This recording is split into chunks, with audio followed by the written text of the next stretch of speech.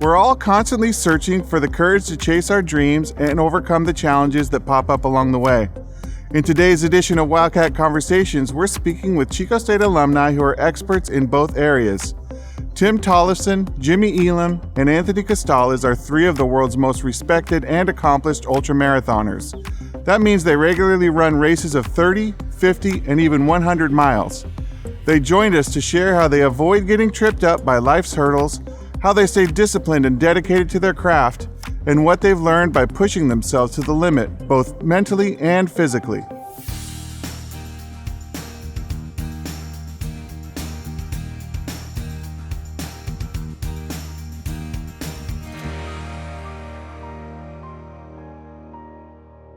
Welcome to another episode of Wildcat Conversations, and thanks for joining us today, Anthony, Jimmy, Tim. We're really excited to have you. What's up? We're excited to be here. I'm excited to have this conversation with you guys. And I want to start right away by asking you about your why. Like, what is it about ultra marathons, ultra running that makes you keep coming back? Because I've followed the three of you because I've always loved Chico State athletics, Chico State sports. I've followed the arcs of your career, and I've seen the videos of you tearing off your toenails, of the just utter carnage that happens after these 100-mile races, and also heard you talk about the places of darkness that your mind can go to in mile 30 of a 100-mile race. So let's start with you, Tim. What is it about ultras that makes you want to do it? I think much like childbirth, it's good that you forget about how terrible it was in the moment. So by the time you do your next one, that has faded. Because it's not very glamorous, but I think for me personally, my why of doing these ultras has shifted throughout my career. I'm 10 years into it, and I would say in different seasons, it's been different things. Sometimes the why has been, to make money or to travel the world. Other times it has been to kind of, discover myself or try to figure out who I am as a person when you're going through hard things. I think what I've realized most recently in my ultra running is that my why is just to kind of use it as a way to connect with other people in our sport. I have found this real kind of deep sense of community in the ultra world that is hard to kind of be replicated in a lot of other areas. And so I find that that's kind of been a driver for me now, is like letting the connections that are fostered through these very difficult experiences kind of just like drive me into doing it again and again. What about you, Anthony? Yeah, I guess how I got into this whole thing, Tim kind of was the first one to kind of show us about it, I think, more than anything. But, I think all three would say we really have loved trail running way before we were ultra runners. And this was kind of that sport that allows us to do that to a very far distance, even past marathons. So when I started it was really more like half marathons on the trail, then a marathon, then it went from 50K and then all the way up to 100 milers. But I think what I've enjoyed the most and what's brought me back to ultras is how you get to see such a far distance of wherever you're at that day, and where you get to go is to these pretty amazing places that you might not have traveled to just go do that, but the race kind of pulls you along to go do that. Also being able to compete has been a very fun part of it. We know you love to compete. Yeah. How about you, Jimmy? Yeah, for me, I can relate a lot with what both of them said, but especially the, just being able to go outside and play. I look back at when I was a child in high school and college, and don't get me wrong, I had so much fun. I had so much fun on the Chico team, traveling with the team. But it was also it didn't feel as playful as ultra running does to me now. And I think I've found this way to still have this, community connection, have this competitiveness, be able to continue that competitive desire while also traveling and seeing some of the most beautiful places in the world. And it's kind of like an outlet to travel. And I'm a huge route nerd. I just moved to a new place a few months back, and every day I spend at least like an hour just planning routes for the summer and linking up like different ranges to run up and over. And I think the overall seriousness of ultra running and the sport of ultra running is just it's a little more low key. You can still have fun, be competitive, and it can be cutthroat at times, but overall, like, I mean, you can be in the middle of a race and you're just kind of like, it feels like a Sunday long run and you're hanging out with your competitors. But so I think for me, it's really the love of being outside, being in nature. And that was something that I think we had the opportunity to experience at Chico, doing runs at Forest Ranch and going and spending, weeks, if not months, in like Truckee, Tahoe area in the summers. So that's what I think.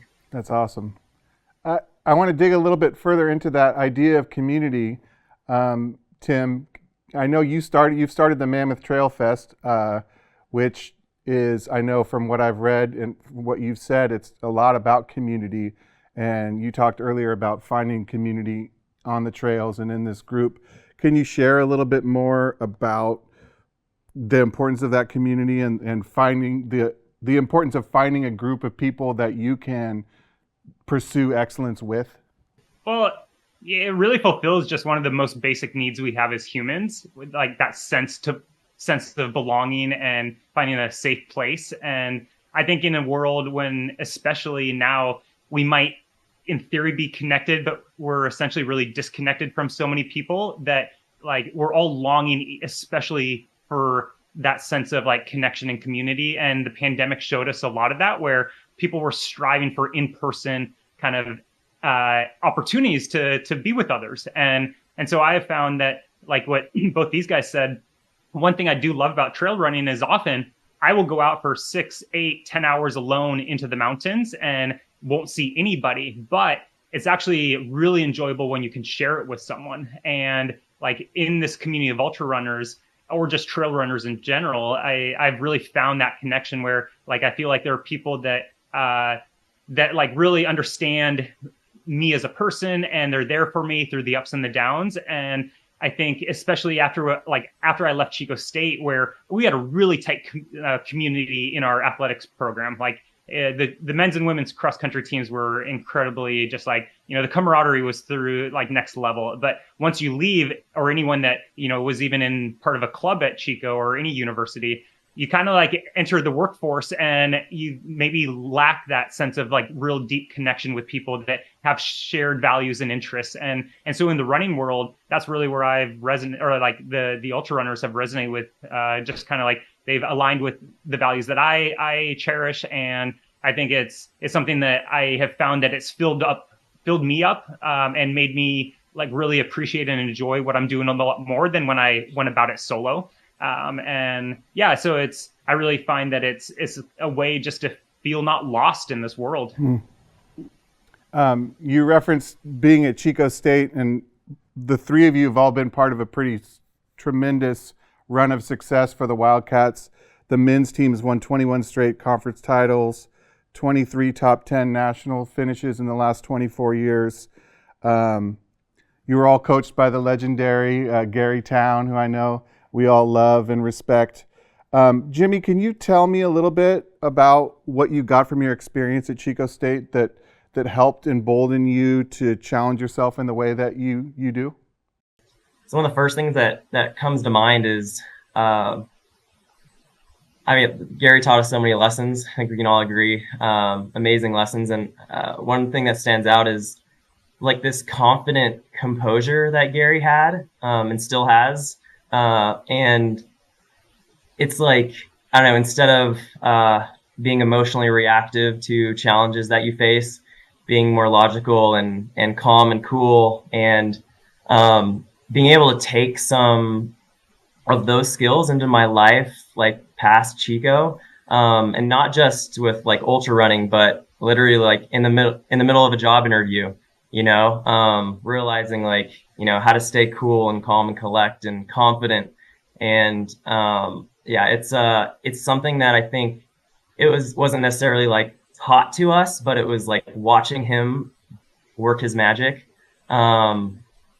made me want to be like that. And working hard for something bigger than just our own goals, like finishing my last race on the track with Chico and reaching a goal that I had for years of All-American, and just like giving Gary the biggest hug and realizing like I did it partly for my own self, but also like I wanted to prove that what he was giving us, what he was teaching us, worked.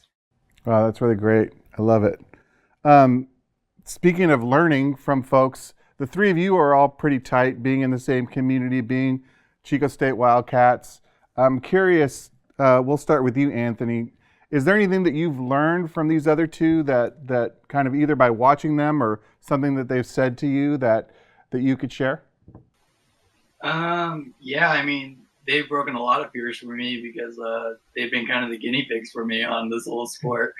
They've been doing it a little bit before me, so that's like a joke side. Like it's like they've kind of always been one step ahead of me on distance, and it's not so much like just because I see them do it, it's like, oh, I could obviously do it. It's more if I see Tim or Jimmy, whether it was like Jimmy at Canyon's 100K or Tim doing his first 50K national championship, it was like kind of like this. Well, I've kind of come up through running the same way these guys have, not even just through high school, through college, into the marathon scene. So it's kind of been really relieving. And whenever I've gone to a bigger race, like everyone's like, oh, are you scared of this next distance? Or are you worried about it? And I don't know, I think their success through it has kind of made me less nervous going into them.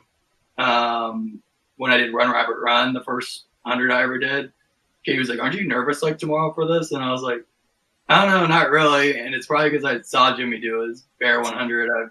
I've stayed up all night watching Tim do a UTMB, and just knowing that they've kind of been able to get through it kind of made me less nervous about the distance and just kind of more excited about the journey in itself. So, yeah, and it's funny because like they've kind of taught me, I guess, more through the years, and then now it's kind of come full circle. Like the first time I did kind of my first international race, Tim hopped on a call with me and answered a bunch of dumb questions of mine probably that I was asking because I was like new at it. And then now it's kind of cool because for the first time, Tim gave me a call for kind of race knowledge on a race he just did.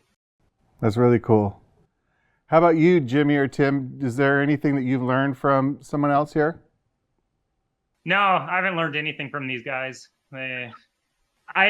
One thing I've taken from especially Anthony is I think when you've been in a domain for long enough, you kind of get complacent and you just kind of like, what works or like, where your strengths are. But like seeing him come into the sport has really allowed me to see it through a fresh set of eyes where, his naivety, like he doesn't have any like preset caps on his potential. And I find that inspiring where, he did Western States 100 last year and he knocked it out of the park where, he essentially ran without fear. And I think seeing that, like, it just reminded me that, hey, like we're capable of doing like really hard things if we aren't afraid of failure. And I think sometimes when a lot of us are in that state of just like, I'm going to play my cards just right enough to get through because I want to like play it safe. But like life is really more exciting on the fringe. And like, so watching Anthony like take a rip and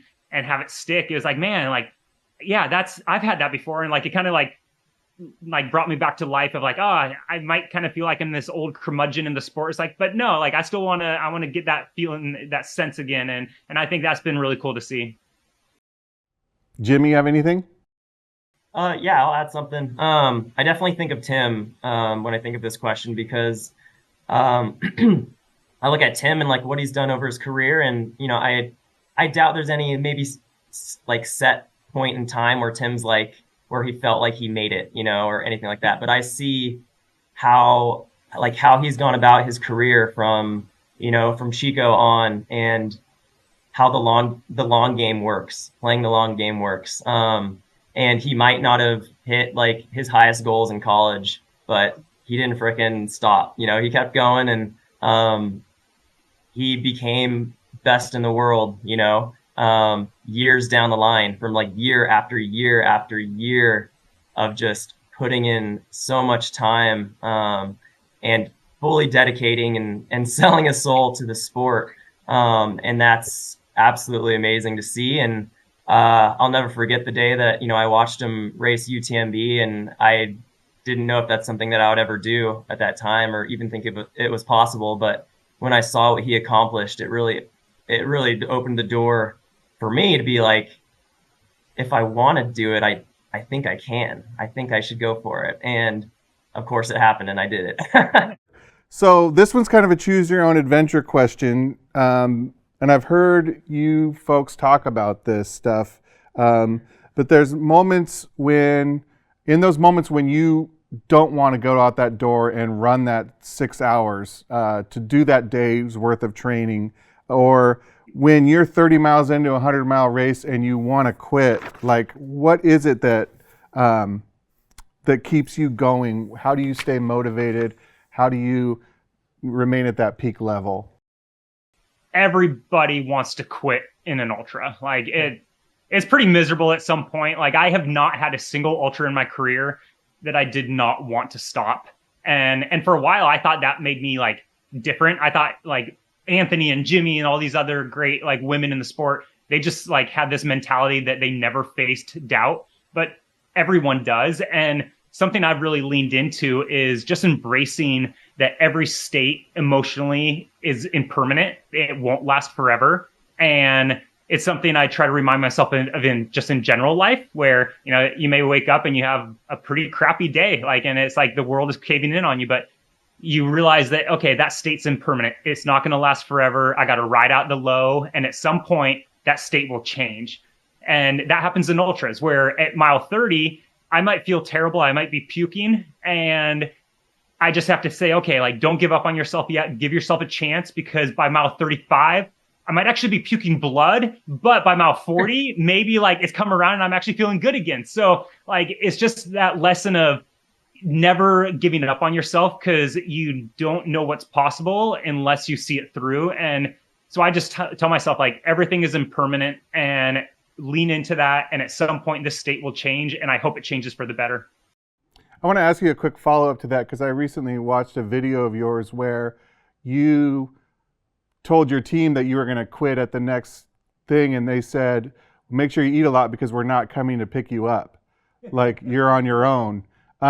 Is that like something that you told them beforehand? Like, even if I say I want to quit, don't let me quit? Or is that just them knowing you well enough to know when's the right time to let you quit, Those are discussions that we have as a team, but oftentimes it's in the best interest of the runner that your crew or your team give you tough love, because these things are hard inherently. Like, running 1 mile is hard, running 10 miles is hard, running 100 miles is hard. And like, there's that point where you're going to want to give up. And so in the film you saw, like, I told my team, like, don't let me get in the car, basically, because if we're offered an out, like, it's human nature, we're going to want to take it. Like, we don't like suffering as humans. That's why we have these cushy lives in air condition, and like, we drive sports cars, and like, we just have this like very privileged life. But like, when you're in an ultra, it's like we're intentionally challenging ourselves in something that's difficult, and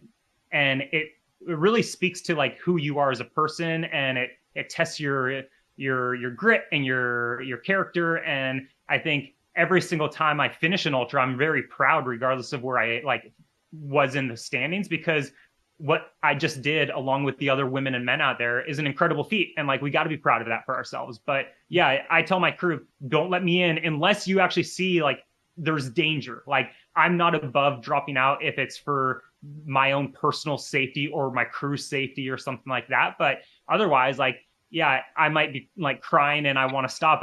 Like, just kick me in the butt and close the door and say, like, we'll see you in 6 miles. How about you, Jimmy? What gets you out the door on those days that you don't feel up for it? Yeah. So let's see. It's, an incomplete race, like that, you got to finish that Strava math, it's got to be complete. That's actually partially true. There's this race that Tim and I have both done, Trans Gran Canaria, and it transverses this island. And the only way I finished was telling myself, this is going to look like trash if I don't get from this point to this point across the island. No, I think Tim had the absolute best answer possible. That's hard to follow up with. I'm trying to think of how to answer differently.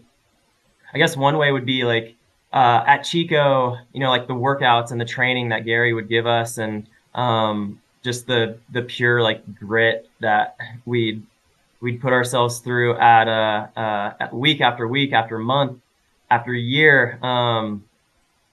I personally was at a point where I knew that I was training like as hard as anyone out there. And I brought that to my ultra running training too. And I think that when I'm in a position in a race where I'm questioning like to drop or why am I out here, I just remind myself like just the pure amount of time that I spent. Like this was my choice. I'm here because I wanted to be here. And not giving myself an option to quit or drop out, unless, like Tim said, I'm like physically injured, which has happened one time. It does happen, but I think that realizing like there's probably a lot of people out here that are hurting way more than I am, whether it's lack of preparedness, which I've been there. I've been ill prepared for a race, and it was misery. And I got to tell you, like, being ill-prepared for a marathon is one thing, but ill-prepared for 100 miles is another. But yeah, I always bring it back to like, it was my choice to be here, and I brought other people into this. I brought my crew into this, my family, my friends. People are here supporting me, for me, and like, just gotta make it to that finish line. What about you, Anthony? What motivates you on those days? Yeah, I mean, to both what they just both said, like there's always going to be a time in that ultra where you probably do want to quit or things are very hard that you're going to have to get past. But to me, more than anything, what it comes down to is like this sport takes a lot of time, which kind of is a little selfish of us sometimes, like for how long we're out there. We enjoy it, but it is like a little bit of a selfish sport that you're taking up this much time for just yourself. I say this more myself. Like I have like a daughter that's 3, and Katie will be watching her. And to me, it's like the selfish part. Like Katie allows me to do this, and if I'm enjoying it for 90% of the time, and then all of a sudden the 10% come on where it sucks, I'm like, oh, I quit. That's just like it's disrespectful almost at that point, I think. So whenever like things do get hard, that's like kind of my first attitude is like, I'm gonna try to figure out any way I could get through this, just because it would be disrespectful for me to just be like, oh, I'm having a bad day and I'm gonna whine about it and quit. It also goes the same thing in training. Sometimes when I'm training, sometimes there's a hard point in it where I'm like, I don't know if I want to go that extra last 5 miles of a long run. And then if I think about quitting or not doing that last part, again, I'm like, well, you've been out here for 4.5 hours. Like, it's kind of selfish of you to quit early just because you're a little tired when you've already been out here 4.5 hours. Like, you getting home 30 minutes earlier is not going to make a big difference. So you need to just kind of figure out that job and kind of get it done.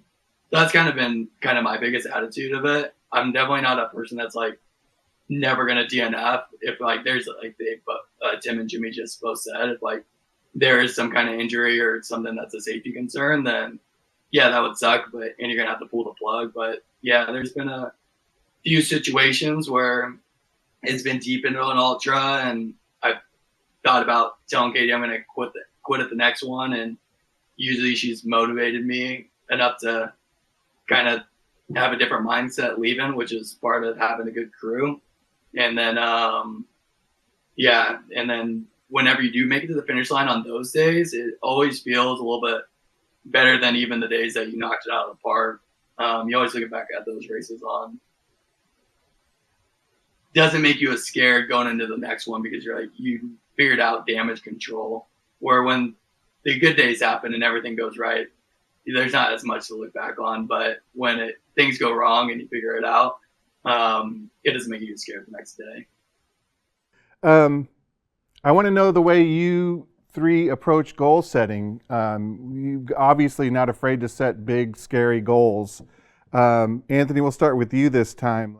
There's always gonna be different kind of goals throughout the year. It doesn't always have to be performance. Sometimes like a goal of mine has just been like just to get better form or to get better at like just the uphills or learn how to release on the downhills a little bit more. But in terms of performance, I think it's like not so much my ultra career that kind of changed my mindset, but it was more marathoning.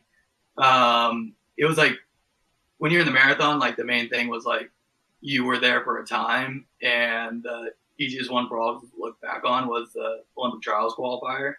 And there was like a set time, like if you want to make the Olympic trials qualifier, you have to hit this time. And when I first did a marathon, like that's what my goal was. And then later on, like a couple years later, I was like, I'm just gonna like go on this marathon. I'm gonna like see if I could like push it farther than I should, and I'm probably gonna have a bad marathon, but it's gonna be fun and we'll see what happens.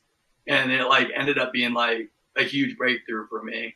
So then like now whenever like people have asked me like at least Olympic trial qualifiers, like when they're going in to try to get an OTQ, they're like people have asked me for advice, like, well, what's your advice on like how to approach it? I always like tell them like the standard I think is like 218 now. I always tell them like, well, what if the standard was 216 this week? What would you do? Would you go still try to run 218 or would you try to go run 216? And all of a sudden their answer is like, well, I guess I'd try to go run 216. I'm like, well, why are you trying to run 218? And it's, so I guess like my thing has been more like learning how to more compete like on what's going on in the moment rather than setting a certain set time or a real specific goal. It's like kind of more whatever's happening in the moment, like take those punches and go with that goal. What about you, Jimmy? Do you set, like, do you have every year you set goals, or what's your approach to goal setting? Yeah, it's to be honest, it's a little bit looser than like college, Chico. Like on the track and the roads, it's just so objective. You know, you have a time and you want to hit that time. Every workout, every interval, speed workout, like long run, you know, you're always just so fixated on time. And I think one of the special things with ultra running is like time and pace goes out the window. And, you know, you can have the race of your life and not even be close to, say, you know, like the course record. So it's, you know, I don't think it's a good goal to like necessarily go after course records or that, or like a specific time at the race. And conditions change, like routes change. You always have to be prepared for change and uncertainty in the mountains and running these ultras. And you never know what problems you're going to face, like in that day, in that moment. But with goals with ultras for me, lately it's been a little less on the competitive side and more choosing what do I feel most inspired by, like what course, what route makes just the most sense to me as like an ultra mountain runner, wanting to see new places that I've never been before. You know, so I'm doing a few races this year where one will be in like the San Juans in Colorado, another in the Cascades in Washington, and then in the last one just kind of out my backyard in the Wasatch, 100 miles through the Wasatch, in parts I've still actually have never done. So current goal settings will be around just choosing these like classic races that are an outlet to explore new places for me. And then I'll work backwards from there. And my specificity usually comes with a lot of volume, a lot of time on the feet, and a lot of playing in the mountains. Tim, what about you? Do you have any current goals, and how do you approach it? Another pro tip is set your goals really low and then you're guaranteed to surpass them and you feel good every day. So one of my goals is just let's get out the door. And if that happens, I'm like, okay, gold star on the fridge. Yeah, you know, goal setting's hard. It's but I look at it kind of like a macro cycle and a micro cycle. I have like big goals that I think might take me years to achieve. And then I break that down like maybe season by season or month by month on like how I'm going to actually achieve that bigger goal. So like I'll start implementing some smaller, you know, palatable bite-sized goals that seem attainable. And I think that allows me to like, as I achieve those little goals, it kind of like gives me that sense of, oh, like you're on the right path. Like you kind of get that like shot of like, I don't know, you get sort of a little hit of like success, and that's intoxicating. So then you want to chase that next little goal.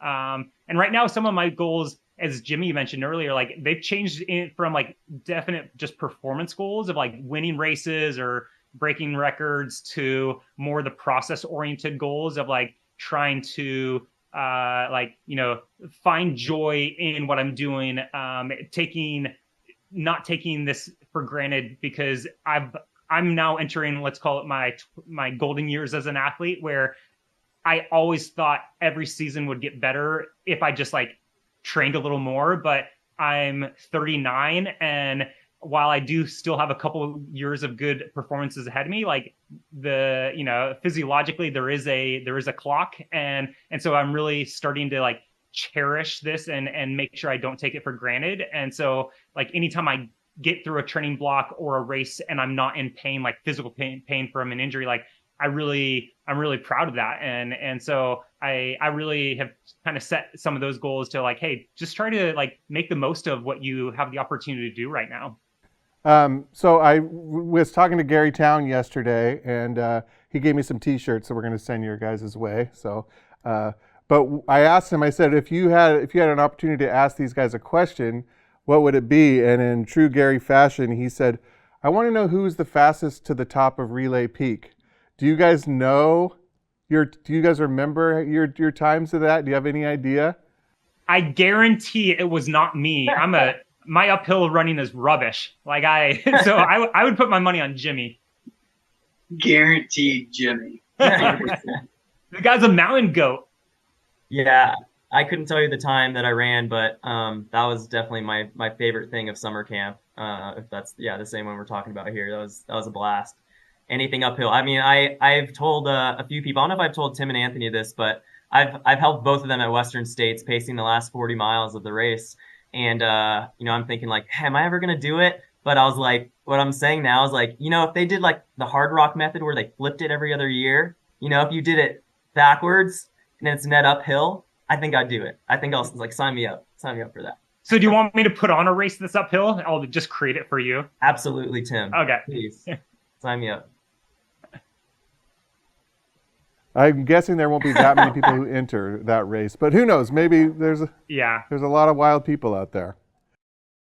And then this one, I asked some of our students and student athletes if they had an opportunity to ask you all a question, what it might be. And you probably won't be that surprised by this, but they wanted to know when you all are running, do you use Airpods or not? And if so, what are you listening to? And if not, why not? I don't. I use headphones sometimes. I think they might be. Great birth control. Right here. These dad headphones. I like kind of hearing what's around me. I've had, as Gary knows, and these guys too, a few mountain lion encounters in the wilderness. So I usually like hearing what's around me.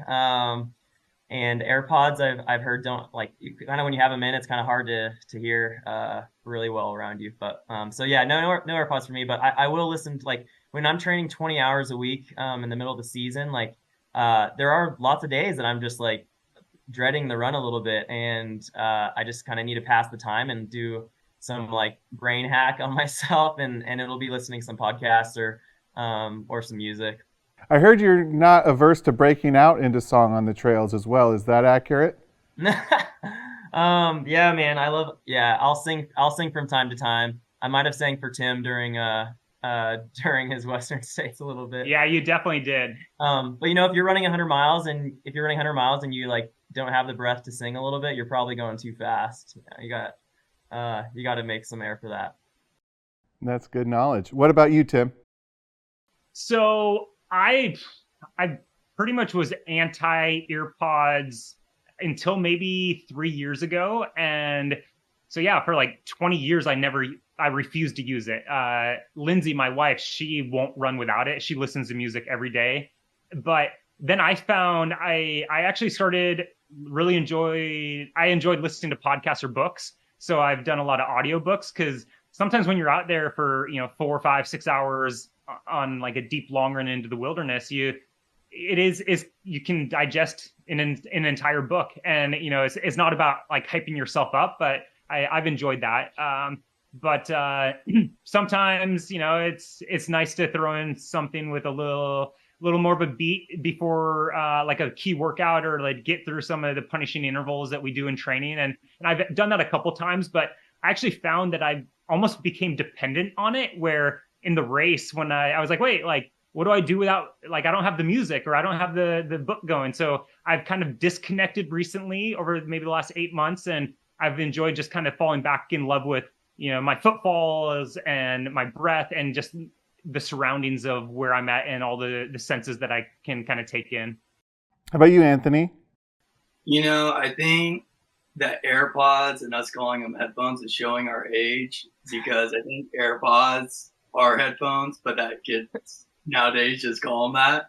And we're really showing our age right now, guys. Oh, okay, I got it. And if that's not the case, it's we just can't afford Airpods, probably because we're ultra runners and we don't make enough money. Because if you look at Courtney DeWalter, she's the most famous and best ultra runner right now, and she just uses old corded Apple original headphones that aren't anything fancy. And I think it's just kind of funny that the best runner in the world is just kind of using the most simple thing as possible.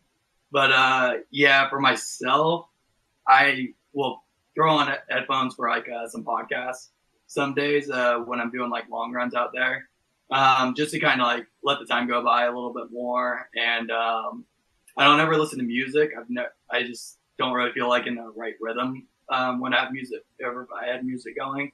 So yeah, it's always been podcasts, kind of, not that I'm talking to the podcast, but it kind of feels like you're kind of more in a conversation kind of during the run when you're on a long few hour run by yourself, which kind of makes the time just go by a little bit faster. But I definitely don't rely on it like I know some people do, and definitely like disconnecting from it time to time.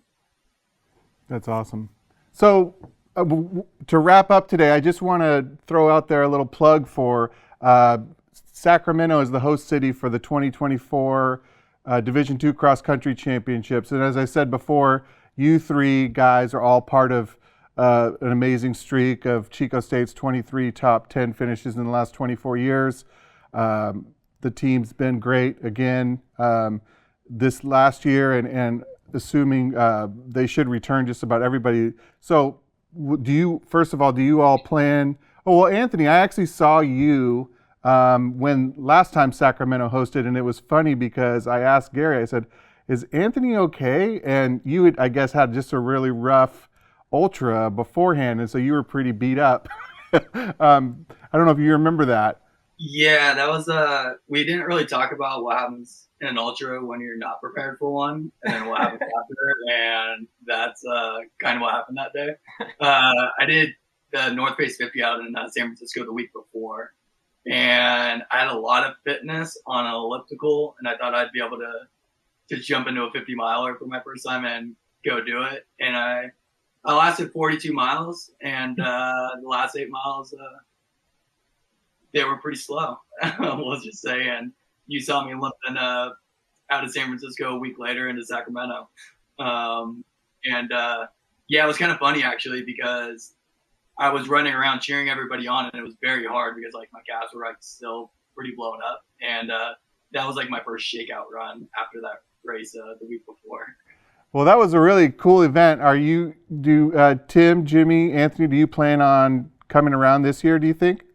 Definitely. It's when like any of the big cross country races are back in the 916, I try to show up. It's that's basically where I was raised, in the Sacramento region, in the suburbs. And I mean, being 90 minutes from Chico, there's no excuse for any sports fan not to be there. So like, if you're in Chico, you should come. If you're in Sacramento, you should come. If you're in San Diego, you should still come. Like, I know that last time, like, Chico packed Hagen Oaks more than like probably any other university has ever at any cross country championship. And it's pretty cool to see like just that amount of loyalty that Chico State has, despite us being this like, D2, I don't know, like blue collar grinder school. It was really cool. Yeah, it'd be awesome to make it out in a caravan or carpool with Anthony here from Utah. and represent. Yeah, it would be amazing. I think it would be a time to remember for sure. Well, I look forward to. Yeah. Go ahead. Oh, I was just saying, yeah, I'm definitely coming back for round 2 of it. It was so much fun, and then like so many alumni that you get to kind of feel. It almost feels like you're back in college for like a little weekend, which could be a good or bad thing. But yeah, we're really excited. Katie and I are going to show up, and yeah, it looks like maybe carpool down with Jimmy from Utah. So That's awesome. Well, I look forward to seeing you guys there, and I really appreciate you joining us today and sharing your insights and wisdom, and just encourage folks, if you want to hear more from these guys, you can find stuff on YouTube, Instagram, all over the place, and a lot of good wisdom out there from all of them. So thanks so much again for joining us, and go Wildcats. Thanks for watching. Join us again soon for another Wildcat Conversation. To keep up with future episodes, subscribe to our YouTube channel and Chico State Today. Go Wildcats!